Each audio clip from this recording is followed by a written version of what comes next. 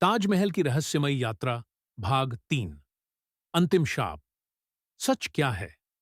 राजेश अब उस त्रिभुज के पास था और शेरू धीरे धीरे उसकी ओर बढ़ रहा था। पर उसकी चाल अजीब थी, जैसे कोई उसे धक्का दे रहा हो। वो औरत अब हवा में नहीं बल्कि जमीन पर चल रही थी, लेकिन उसकी परछाई उलटी थी, जैसे वह इस दुनिया की नहीं थी। राजेश, बस थोड़ी देर और, जैसे ही चांद पूरी तरह निकलेगा हम आत्मा को बांध सकेंगे। शेरू मेरा है, अब राजेश भी मेरा होगा, जैसे शाहजहां मेरा था। राजेश कांप उठा।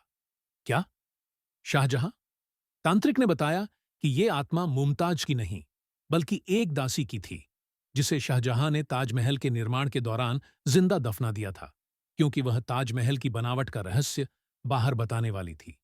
उस दासी का नाम था रूहाना, और मरते वक्त उसने शपथ ली थी, जिस किसी ने भी मेरी मौत की रात ताजमहल में कदम रखा, वो मेरी आत्मा का बंदी बनेगा।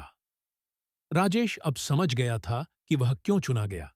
वह उसी दिन ताजमहल आया था जब उसकी आत्मा की मृत्यु तिथि थी। शेरू एकदम सामने था, आंखों से आंसू बह रहे हैं। राजेश ने हिम्मत की, दौड़कर उसे गले से लगा लिया और दोनों त्रिभुज के भीतर गिर पड़े।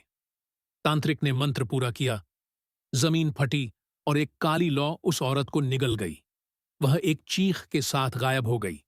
सुबह राजेश और शेरू ताजमहल के बाहर एक बेंच पर जागे, जैसे कुछ हुआ ही न हो।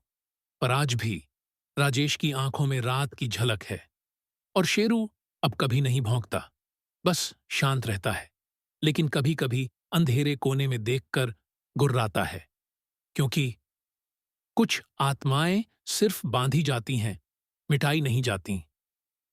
Follow and subscribe for more such videos.